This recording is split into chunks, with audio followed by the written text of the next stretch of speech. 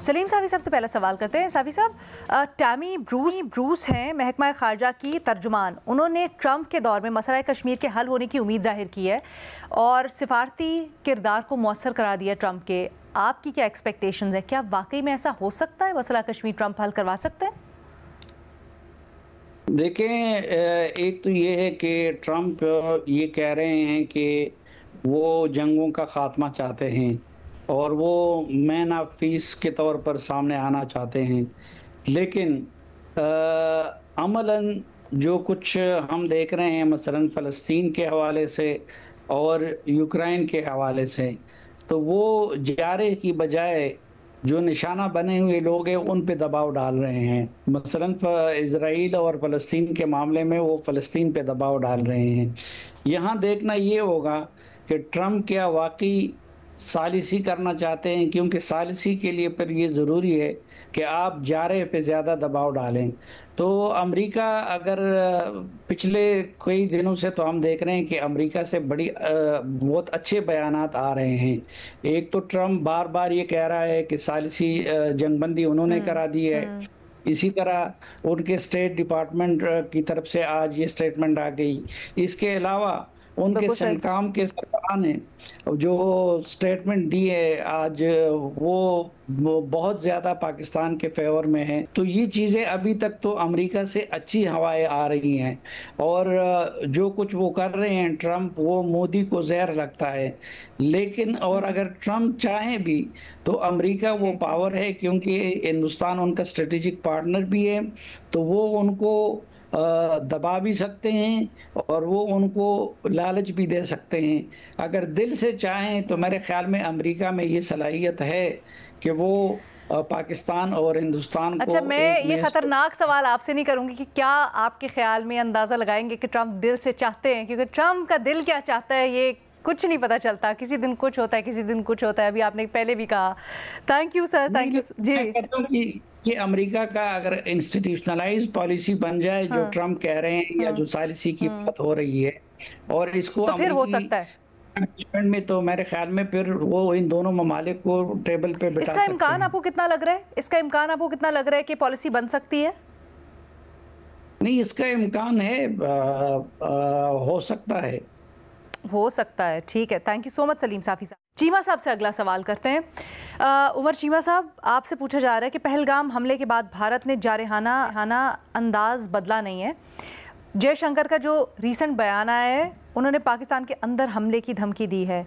क्या दोबारा जंग का खतरा मौजूद है? जंग का खतरा मौजूद है, और भारत की अगर बस में हो तो वो हम पर अब तक हमला कर चुका होता, लेकिन उसके लिए पहले उसको अपनी फोर्सेस का कॉन्फिडेंस रिस्टोर करना पड़ेगा कि क्या वो इतनी सलाहियत रखते हैं।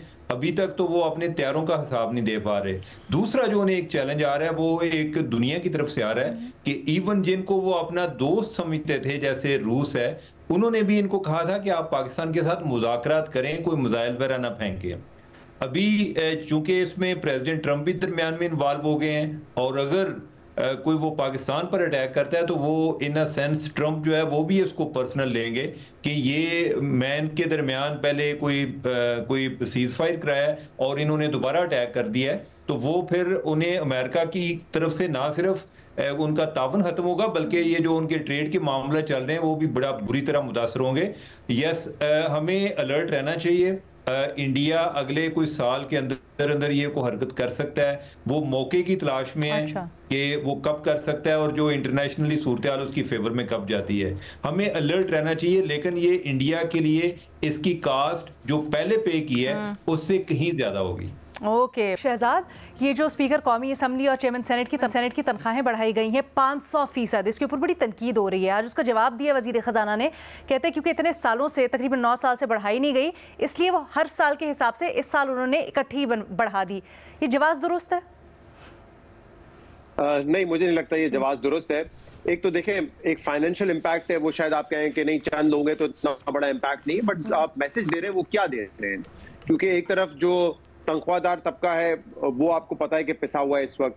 आपने जो सरकारी मुलाजमीन है उनकी सैलरी में 10% इजाफा किया, और उस पर भी मैं आता हूँ, उस पर उन्होंने क्या जवाब पेश किया था। दूसरा ये कि मिनिमम वेज 37,000 है उसको आपने बिल्कुल नहीं बढ़ाया। आपको पता है कि महंगाई पिछले 2 साल में कितनी रही है, लेकिन फिर भी कोई उस पर आपने जो है स्टेटमेंट नहीं जारी किया, कोई पॉलिसी नहीं बनाई, कोई तजावीज नहीं थी आपके बजट में इस हवाले से। तो मेरे ख्याल से ये मैसेज जो है ना, एक तो बड़ा गलत गया है। अच्छा, जहां तक सैलरीड क्लास का टैक्स वाला मामला है, वहां पे भी आपने सुना कि बिल्कुल हमने वो तो हमारे पास जितनी गुंजाइश थी, जितनी फिस्कल स्पेस थी उसके मुताबिक किया, लेकिन आइंदा के लिए हमने एक मैसेज जरूर दे दिया है। तो अगर आपने आइंदा के लिए सैलरीड क्लास को एक मैसेज दिया है, तो आप फिर स्पीकर कौमी असेंबली और सेनेट चेयरमैन को भी एक मैसेज देते ना, मामूली इजाफा करते हुए कहते हैं कि जैसे जैसे हमारा स्पेस बढ़ती जाएगी फिर हम आपको देंगे। अच्छा, जहां सैलरीड क्लास की बात हो रही थी, जो सरकारी सैलरीड क्लास के लोग हैं, उनकी जब तनख्वाहों के हवाले से सवाल हुआ कि 10% क्यों बढ़ाया गया है, तो उन्होंने कहा देखिए कोई ना कोई बेंचमार्क होना चाहिए, और बेंचमार्क है इन्फ्लेशन। तो इन्फ्लेशन अगर 7-8% बढ़ती है तो 10% इजाफा जस्टिफाइड है। तो अब सवाल ये उनसे बनता है कि ये जो 500% इजाफा किया गया है, इसमें बेंचमार्क क्या था? अब वो कहते हैं 9 साल से नहीं बढ़ी थी। मैंने कैलकुलेशन कर ली क्योंकि उन्होंने उसका हवाला दिया था, कंपाउंड एनुअल ग्रोथ रेट, उन्होंने तो 5% पे कहा था। मैं लगा लेता हूँ 10% के 2016 से आप 10% इजाफा लगा ले, क्योंकि हर साल 10% तो इन्फ्लेशन ही होती है, कभी 5 भी है, कभी 4 भी रही है, तो आप 10% लगा ले। तो 9 साल में अगर 10% का इजाफा हो on compound annual growth rate, तो उनकी तनख्वाह अगर 2 लाख थी ना, तो वो होनी चाहिए 4.5 लाख।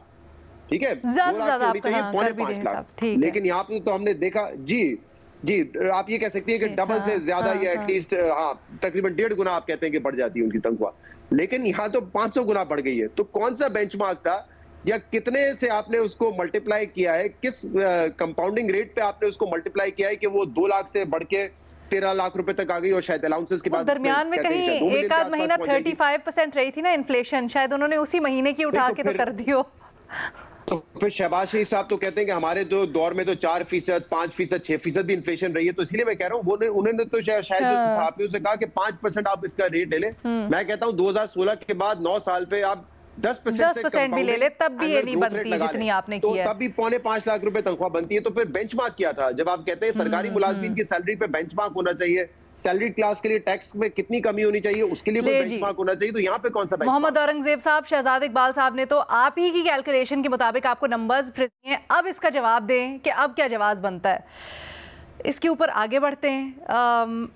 खैर, औरंगजेब साहब के लिए हमारा फोरम भी मौजूद है, कहीं और जवाब देना चाहे तो हम मुंतज़िर ज़रूर रहेंगे जवाब के। मज़हर अब्बास साहब, कराची में बड़ा एक इशू बना हुआ है और ख़ासकर रिसेंटली बल्दियाती निज़ाम के ऊपर बड़ी तनकीद की जा रही है पंजाब के बल्दियाती निज़ाम के ऊपर सिंध हुकूमत की जानिब से।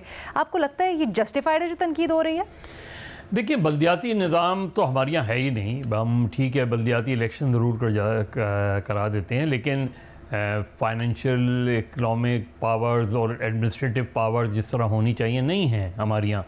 और ज़ाहिर है हर काम में प्रोविंशियल गवर्नमेंट्स आ जाती हैं, जबकि लोकल गवर्नमेंट्स इतनी स्ट्रॉन्ग होनी चाहिए कि बस खुद वो काम करें। वो लोकल गवर्नमेंट्स वाले कह रहे हैं, उनके तर्जुमान कह रहे हैं कि पंजाब में तो बल्दियाती सिस्टम ही नहीं है, हमारा काम देखें, हमारे मेयर की कारकर्दगी देखें, पंजाब से बहुत बेहतर है। क्या कहेंगे? देख लें, आपके ख्याल में कैसी है? देख लेना आप।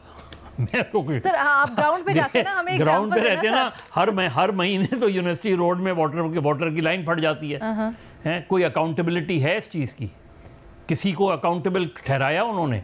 ये जो हर दूसरे महीने वो हो जाती है। आप यहाँ की सड़कें देख लें, चंद एक सड़कों को छोड़ के कौन सी सड़क है जो ठीक है, ये तो लोगों से पूछ लेना।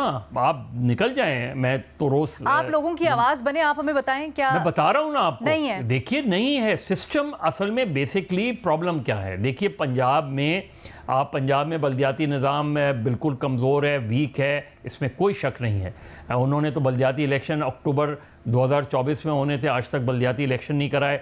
उससे पहले पीटीआई ने इलेक्टेड मेयर्स को हटा के एडमिनिस्ट्रेटर लगा दिए थे। लेकिन गवर्नेंस के मामले में पंजाब की परफॉर्मेंस सिंध से बहुत बेहतर है। उसकी वजह क्या है आप देख लें, और बहुत सिंपल सा, वेडिंग्स को देख लें। आप खुद पंजाब में रहती हैं, आप बताएं रात 10 बजे के बाद से कोई शादी जो है कैरी ऑन हो सकती है रात 1 बजे तक? होती है, इम्प्लीमेंटेशन होती है सबसे बड़ी बात। तो इन्फोर्समेंट जो है, चीज़ों की इन्फोर्समेंट जो है, ट्रैफिक रूल्स देख लें आप। बट सर, एक ये भी फैक्ट है कि कराची लोगों के एतबार से भी और रकबे के एतबार से भी लाहौर से, पंजाब से बहुत बड़ा है। प्लान नहीं है ना कराची को। देखिए कराची, मैं बारहा ये बात करता हूँ कि वफाकी हुकूमत हो, प्रोविंशियल गवर्नमेंट, ठीक, कराची को एज माशी हब जब आप कहते हैं तो माशी हब बना के दिखाएं ना कराची को।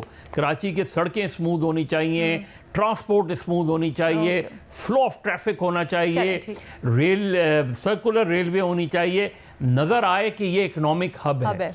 ये इकोनॉमिक हब नहीं नज़र आता, ये बेसिकली एक बड़ी कच्ची आबादी नज़र आती है जिसमें कुछ इलाके बहुत बेहतर हैं, कुछ इलाके बिल्कुल ख़राब हैं।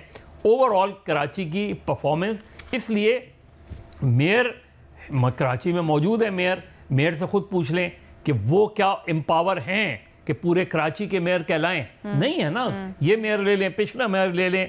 तो कराची में जब तक आप एक प्रॉपर सर एक काम करते हैं ना, हम ये जो तर्जुमान हैं या फिर हम मेयर साहब को ऑफर भी कर देते हैं कि हमारा फोरम मौजूद है, आए, हम लोग यहीं बैठे हैं, आप आए, मवाजना कर लें। हम बल्कि एरियाज़ में जाकर भी इस तरह से प्रोग्राम प्लान करेंगे कि कंपैरेटिव एनालिसिस क्या है और एक्चुअली ऑन ग्राउंड काम हो रहा है नहीं हो रहा, तो ज़रा ज़्यादा बेहतर हो जाएगा। अगर आपकी पोजीशन सिक्योर है, अच्छी है, तो हम वो चीज़ दिखा देंगे, अगर नहीं है तो उसका भी दूध का दूध पानी का पानी।